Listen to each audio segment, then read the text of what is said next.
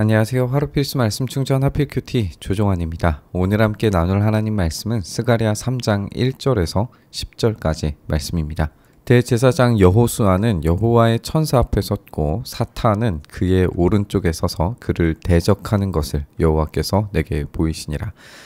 대제사장 여호수아는 여호사닥의 아들로 이제 다른 성경에서 우리가 확인을 해볼 수 있습니다. 여호수아는 이스라엘을 대표해서 지금 하나님 앞에 서 있는 것을 우리가 보게 됩니다. 그렇다면 여호수아는 이스라엘을 대표하는 사람이 되겠죠. 물론 대제사장의 역할이 이제 그런 역할이기 때문입니다. 이스라엘을 대표한 이 대제사장이 하나님 앞에 섰을 때에 이스라엘이 받게 되는 평가가 어떠할 것인가를 오늘 장면에서 보여주는데, 이 사탄이 오른쪽에 서서 그를 대적하고 있다라고 하는 것으로 보아서 지금 이스라엘이 하나님 앞에서 참된 이 모습을 보여주지 못하고 있다라고 하는 것을 우리가 알 수 있어요. 사탄이라고 하는 말 자체가 이제 대적자다라고 하는 뜻을 가지고 그런 의미를 가지고 있기 때문에 한마디로 말해서 이 장면은 지금 천상에 있는 법정을 보여준다라고 생각을 할 수 있습니다. 이 천상에 있는 법정 가운데에서 피고인은 여호수아고 이것을 고발하는 사탄이 있고 이것을 변호하는 분은 하나님이시죠. 하나님께서 변호하시고 하나님께서 또한 이제 심판하시는 분으로 등장을 하게 됩니다. 그래서 하나님께서 이 이스라엘을 어떻게 변호하실 것인가를 우리가 살펴보게 되는 거고, 사탄은 끊임없이 대적하는 존재로서 이스라엘이 얼마나 잘못된 행위를 하고 있는지, 얼마나 더러운 모습을 가지고 있는지에 대해서 계속해서 고발하는 모습을 우리가 보게 됩니다. 여호와께서 사탄에게 이르시되 사탄아 여호와께서 너를 책망하노라. 예루살렘을 택한 여호와께서 너를 책망하노라. 이는 불 속에서 꺼낸 그슬린 나무가 아니냐 하실 때에 여호수아가 더러운 옷을 입고 천사 앞에 서 있었다, 이렇게 되어져 있습니다. 불에서 꺼낸 그슬린 나무의 상태와 이 더러운 옷을 입고 서 있는 모습이 연결되어져 있는 것을 우리가 볼 수가 있어요.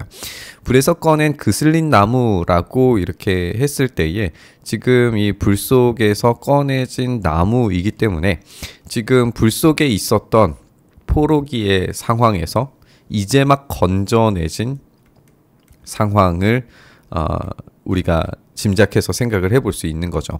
그런데 건져내짐을 받은 상태인데 그때의 이스라엘의 상태가 하나님께서 돌아오게 하셨기 때문에 자동적으로 깨끗해졌거나 아니면 자동적으로 완전해졌거나 이런 게 아니라 건져내짐 받기는 했는데 여전히 그슬린 상태, 생명력 있는 상태가 아니라 죽어있는 상태라고 하는 것이 보여지게 되는 거죠. 여호수아가 더러운 옷을 입고 천사 앞에 서 있는 것 자체가 사실은 부정하기 때문에 하나님께서 이것에 대해서 심판을 내리셔도 아무 말도 하지 못해야 해요. 대제사장은 하나님 앞에 나아갈 때 늘 언제나 정결한 모습으로 나아가야 되는데 이런 더러운 옷을 입고 하나님 앞에 감히 나온다라고 하는 것이 상상조차 되지 않습니다. 그렇기 때문에 사탄의 이 고발이 일면은 옳아 보이기도 하는 거죠. 하지만 하나님께서 이 판결에 대해서 다른 결정을 하시는 걸 우리가 읽게 되는 겁니다.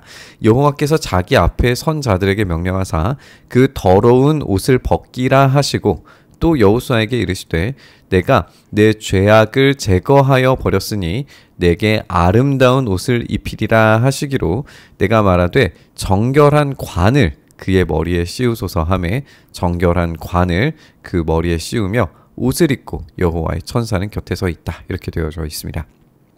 더러운 옷이 벗겨지고 아름다운 옷이 입혀지는 모습을 우리가 보게 됩니다. 그래서 이 죄가 한순간에 제거하는 장면이 이제 보여지는데 이 옷의 벗겨짐, 이 죄악이 제거됨을 우리가 보았을 때에 먼저 벗겨지는 것은 수치를 경험하는 건데 이 수치 이후에 하나님께서 아름다운 옷을 입히심으로 그 정체성을 완전히 새롭게 하시는 것을 우리가 보게 돼요. 이전의 정체성, 수치스러운 정체성이 완전히 발가벗겨지고 새로운 정체성으로 이제는 대제사장의 역할을 감당할 수 있는 자격이 되는 거죠. 이 대제사장의 자격을 회복했을 때에 정결한 관을 머리에 씌우게 된다라고 그렇게 되어져 있는데, 이 대제사장의 머리에 이 관이 씌워졌을 때 이 관에 이 새겨지게 되는 말이 한 가지 있는데, 그게 뭐냐면 여호와께 성결이라고 하는 말이 쓰여지게 되어져 있어요. 여호와께 성결이라고 하는 거 말 자체가 이제 깨끗하게 되었다라고 하는 그런 의미를 담고 있기 때문에 이 정결한 관을 머리에 씌웠다라고 하는 것이 굉장히 의미심장하죠. 그러니까 출애굽기에 나왔던 그 정결한 모습의 대제사장의 모습을 그대로 회복하는 모습을 우리가 확인을 해볼 수 있게 되는 겁니다. 여호와의 천사가 여호수아에게 증언하여 이르되 만군의 여호와의 말씀에 내가 만일 내 도를 행하며 내 규례를 지키면 내가 내 집을 다스릴 것이요 내 뜰을 지킬 것이며 내가 또 너로 여기 섰는 자들 가운데 왕래하게 하리라. 여기에서 내 집을 다스리게 한다라고 하는 것이 이 대제사장의 역할과 왕의 역할이 마치 이제 결합된 듯한 느낌이 들게 되죠. 그래서 이 여호수아의 정체가 과연 이 일을 할 수 있는 그런 존재냐라고 하는 질문으로 나아가게 될 거예요. 물론 우리야 이제 해답을 알고 있기 때문에 쉽게 점프해서 그 답을 우리가 쉽게 예수님이 짓다라고 그렇게 결론을 내리겠지만 그렇지 않고 여기에서 이제 내 집을 다스리게 된다라고 하는 의미가 굉장히 많이 사람들에게 오해를 불러일으킬 수 있었을 거예요. 그래서 이스라엘의 역사 가운데에서 이 대제사장이 왕의 역할을 하는 어떤 기관들이 등장하죠. 대제사장과 왕의 역할이 이제 결합된 인물들이 분명히 있었습니다. 어쨌든 여기에서 중요한 것은 내 도를 행하며 규례를 지켰을 때에 하나님께서 이 새로운 정체성을 가진 대제사장을 통하여서 하나님께서 자신의 집을 지키도록 만드시고 그 뜰을 지키도록 이렇게 다스리도록 만드신다는 것을 우리가 확인해 볼 수 있습니다. 대제사장 여호수아야, 너와 내 앞에 앉은 내 동료들은 내 말을 들을 것이니라. 이들은 예표의 사람들이라. 내가 내 종 싹을 나게 하리라. 여기에서 이제 내 종 싹이라고 하는 이 표현이 굉장히 중요하겠죠. 이사야 말고 이제 하나님의 종, 하나님의 이 싹 나무로서의 어떤 이 식물로서의 존재, 이것을 가장 많이 보여주는 게 스가랴라고 그렇게 지적이 되곤 하는데 결국에는 이 예표의 사람들인 것이고 여호수아는 실제적으로는 내 종 이 싹 이라고 표현되어져 있는 이 인물을 통하여서 이 약속들이 다 완성되리라 라고 하는 것을 우리가 알게 됩니다. 만군의 여호와가 말하노라. 내가 너 여호수아 앞에 세운 돌을 보라. 이 새싹 이야기를 하다가 갑자기 좀 이 전환이 좀 일어나는 것 같죠. 돌을 보라 라고 이야기하는데 한 돌에 7 눈이 있느니라. 우리가 이제 요한계시록 살펴봤을 때도 마찬가지고 에스겔 이제 우리가 볼 때도 마찬가지인데 이 눈이라고 하는 것이 모든 것을 본다라고 하는 거예요. 이 모든 것을 본다라고 하는 의미는 거기에 대한 지식을 가지고 있다라고 하는 것이기 때문에 이것은 전지에 대한 표현, 모든 것을 알고 있다라고 하는 것에 대한 표현입니다. 완전한 지식이 있는데 내가 거기에 새길 것을 새기며 이 땅의 죄악을 하루에 제거하리라. 이렇게 한 돌에다가 이 죄악을 새기게 되었다라고 그렇게 되어져 있는 것을 우리가 보게 돼요. 그리고 그것을 하루에 제거하게 된다라고 이야기하고 있습니다. 이 전지전능의 어떤 이 상징과 같은 7 눈이 달린 이 돌이 어떤 성전의 기초석이 될 수 있을 것이고 제사장의 에봇에 달린 보석들을 생각나게 만듭니다. 그래서 이 돌의 기능이라고 하는 것이 아까 우리가 살펴봤던 지금까지 우리가 살펴본 여호수아의 정체성의 회복, 진짜 참된 대제사장의 역할을 할 수 있는 사람으로 만들어 주게 되는 것인데 이 대제사장의 역할을 할 때에 그 돌이 이 보석들이 가슴에 새겨지기도 하고 어깨에 새겨지기도 하고 이 이마에 있기도 하고 하는 건데 그렇게 모든 죄악들이 다 새겨져 있다가 일시에 벗겨짐으로 말미암아서 그 모든 죄가 한순간에 사라지게 되는 거예요. 이 이제 예표라고 표현한 이 모습이 어디에서 이제 완성되고 성취되느냐, 그것을 우리가 보게 되는 겁니다.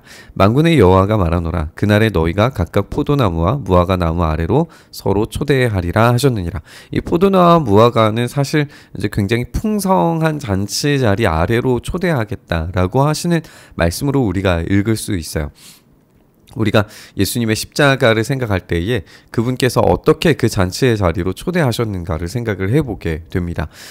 이스라엘은 이 무화과의 열매가 맺히지 않은 그 시대와 때를 제대로 알지 못해서 하나님께 저주를 받아서 사라지게 되는 그 무화과 나무 아래로 제자들이 갔었고, 제자들이 그 포도나무의 열매로 만들어진 그 잔을 함께 나눔으로써 예수님의 죽음을 목격하게 됩니다. 하지만 그것이 끝이 아니라 그것으로 말미암아서 모든 죄가 일시에 사라지게 되고 예수님께서 대제사장의 지위를 획득하시고 새롭게 완벽한 대제사장의 지위를 획득하심으로써 이 모든 것들이 완성을 이룸을 우리가 보게 됩니다. 그래서 이 여호수아의 이야기, 대제사장 여호수아의 이야기는 결국 예수님에 대한 이야기였다라고 하는 것을 우리가 읽게 됩니다. 우리가 함께 살펴본 것처럼 대제사장 여호수아라고 했을 때 이 여호수아가 곧 그리스 음역으로는 예수라고 불러질 수 있다는 점을 우리가 생각을 해본다면 대제사장 여호수아는 굉장히 의미심장한 인물이고 예표적인 인물이다라고 하는 것을 우리가 보게 됩니다.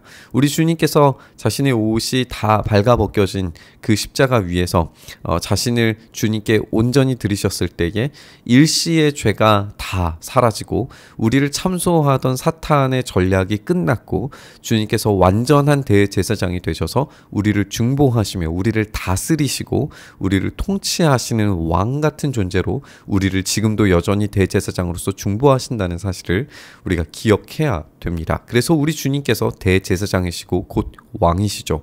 그리고 그 역할을 우리에게도 주셔서 왕 같은 제사장의 역할을 하도록 만드실 겁니다. 이때 오늘 이 장면의 배경이 지금 천상에 있는 법정 가운데 있었던 이 사탄의 참소로부터 시작한다는 것을 우리가 생각을 해보면 지금도 우리를 향하여서 끊임없는 참소가 일어나겠지만 우리 주님께서 우리의 죄를 제거하시고 우리를 날마다 새롭게 날마다 완전하게 만들어 가시는 줄을 우리가 기억했으면 좋겠습니다. 그 은혜를 기억할 때에 우리가 비로소 참된 주님의 그 소명과 소망을 회복하게 될 수 있을 줄 믿습니다. 오늘 이 말씀 묵상하면서 우리 기도의 자리로 나아가시죠. 주님, 그렇습니다. 우리를 끊임없이 참소하는 사탄의 전략이 끝났음을 우리가 믿습니다. 우리 주님께서 그 완전한 성취를 이루심과 동시에 우리가 왕같은 제사장의 역할을 감당할 수 있는 존재로 나아가게 된 줄 믿습니다. 우리가 주님께서 그 완성된 나라를 우리에게 허락하시기 전까지 사탄의 어떠한 전략도 우리 안에서 성취되지 않도록 주님 우리를 지키시고 보호하여 주시옵소서. 또한 우리가 주님의 말씀 앞에 그렇게 온전히 설 수 있도록 우리의 순종과 우리의 열심을 주님께 온전히 드리게 하여 주시옵소서. 우리의 고백을 받으시고 우리 가운데 일하시기를 간절히 바라고 소망하며 우리 주님 예수님 이름으로 기도드리옵나이다. 아멘.